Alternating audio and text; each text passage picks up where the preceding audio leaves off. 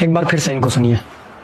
کیا بغیر رفع الیدین کی نماز ہو جائے گی؟ امام ابو داؤد نے مسائل احمد نقل کیا اس کی صفحہ نمبر 33 پر امام احمد بن حنبل سے یہی سوال پوچھا گیا، جو رفع الیدین نہیں کرتا رکوع میں جاتے وقت اور رکوع سے اٹھتے وقت، کیا اس کی نماز ہو جائے گی؟ امام احمد بن حنبل نے کہا مجھے نہیں پتا اس کی نماز ہو جائے گی یا نہیں ہوگی، البتہ فی نفسی اس کی نماز ناقص تو ہے، کیونکہ وہ طریقہ نبی علیہ السلام سے تو ہٹا ہوا ہے۔ اور انہوں نے سورہ محمد کی آیت نمبر 33 تلاوت کی، یا ایھا الذین آمنوا اطیعوا اللہ واطیعوا الرسول ولا تبطلوا اعمالکم، اے ایمان والو اللہ کی اطاعت کرو اور اللہ کے رسول کی اطاعت کرو اور اپنے اعمال کو برباد مت کرو۔ یعنی جو اللہ اور اس کے رسول کی اطاعت نہیں کرے گا وہ اپنے اعمال کو برباد کر رہا ہے۔ صحیح بخاری میں حدیث ہے، نبی علیہ السلام نے فرمایا صلوا کما رأیتمونی اصلی، نماز اس طرح پڑھو جس طرح مجھے پڑھتے ہوئے دیکھا۔ یہ حدیث بیان کی ہے مالک بن حویرث نے، اور مالک بن حویرث کہتے ہیں رسول اللہ صلی اللہ علیہ وسلم رکوع میں جاتے وقت اور رکوع سے اٹھتے وقت رفع الیدین کیا کرتے تھے۔ یہ سننے کے بعد بھی اگر کوئی ضد پر آ جاتا ہے رفع الیدین نہیں کرتا ہے تو وہ نبی علیہ السلام کی نافرمانی کر رہا ہے اور اپنے اعمال کو برباد کر رہا ہے۔ بھائی سے سوال کیا گیا کہ جو شخص نماز میں رفع الیدین نہ کرے تو اس کی نماز ہو جاتی ہے یا نہیں؟ تو بھائی نے حضرت امام احمد بن حنبل رحمۃ اللہ علیہ کے حوالے سے جواب دیا کہ امام احمد بن حنبل رحمۃ اللہ علیہ سے پوچھا گیا کہ جو شخص نماز میں رفع الیدین نہ کرے تو اس کی نماز ہو جاتی ہے یا نہیں؟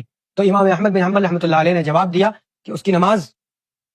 ہو جاتی ہے یا نہیں ہوتی ہے یہ مجھے نہیں معلوم، البتہ فی نفسی اس کی نماز ناقص ہوتی ہے، اس لیے کہ یہ طریقہ نبی علیہ الصلوۃ والسلام سے ہٹا ہوا ہے۔ اور پھر امام احمد بن حنبل رحمۃ اللہ علیہ نے سورہ محمد کی آیت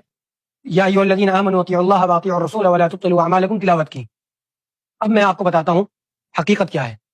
امام احمد بن حنبل رحمۃ اللہ علیہ سے پوچھا گیا کہ جو شخص نماز میں رفع الیدین نہ کرے تو اس کی نماز مکمل ہوتی ہے یا نہیں؟ تو امام احمد بن حنبل رحمۃ اللہ علیہ نے جواب دیا کہ اس کی نماز مکمل ہوتی ہے یا نہیں ہوتی یہ میں نہیں جانتا۔ اس کے آگے امام احمد بن حنبل رحمۃ اللہ علیہ نے اس طرح کی کوئی بھی بات نہیں کہی جو بھائی نے نقل کی ہے کہ البتہ فی نفسی اس کی نماز ناقص ہوتی ہے، اس لیے کہ یہ طریقہ نبی علیہ الصلوۃ والسلام کے طریقے سے ہٹا ہوا ہے۔ اور پھر انہوں نے سورہ محمد کی آیت یا ایھا الذین آمنوا اطیعوا اللہ واطیعوا الرسول ولا تبطلوا اعمالکم تلاوت کی۔ یہ تینوں بات امام احمد بن حنبل سے ثابت نہیں ہے، اور جو بھائی نے حوالہ دیا ہے امام احمد بن حنبل بروایت ابی داؤد السجستانی، اس میں یہ بات کہیں بھی نہیں ملتی ہے، آپ جا کر دیکھ سکتے ہیں۔ بہرحال دوسری بات، بھائی نے امام احمد بن حنبل رحمۃ اللہ علیہ کا جو حوالہ دیا ہے تو میں مزید ایک بات عرض کیے دیتا ہوں۔ امام احمد بن حنبل رحمۃ اللہ علیہ سے اسی کتاب میں یہ مسئلہ مذکور ہے، امام احمد بن حنبل رحمۃ اللہ علیہ سے پوچھا گیا تیسری رکعت کی ابتدا کے رفع الیدین کے بارے میں کہ دوسری رکعت سے کھڑے ہوتے وقت تیسری رکعت کی ابتدا میں یعنی اسٹارٹنگ میں رفع الیدین جو کرتے ہیں تو وہ اس کے بارے میں سوال کیا گیا، تو امام احمد بن حنبل رحمۃ اللہ علیہ نے فرمایا کہ میں تو نہیں کرتا۔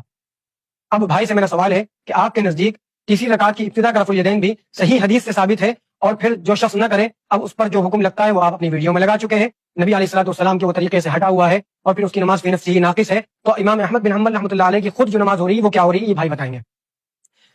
تیسری بات سنیے کہ بھائی نے روایت پیش کی ہے حضرت مالک بن حویرث رضی اللہ تعالیٰ عنہ کی بخاری شریف سے کہ نبی صلی اللہ علیہ وسلم سے یہ بات ثابت ہے کہ رکوع جاتے اور رکوع اٹھتے نبی صلی اللہ علیہ وسلم رفع الیدین کیا کرتے تھے،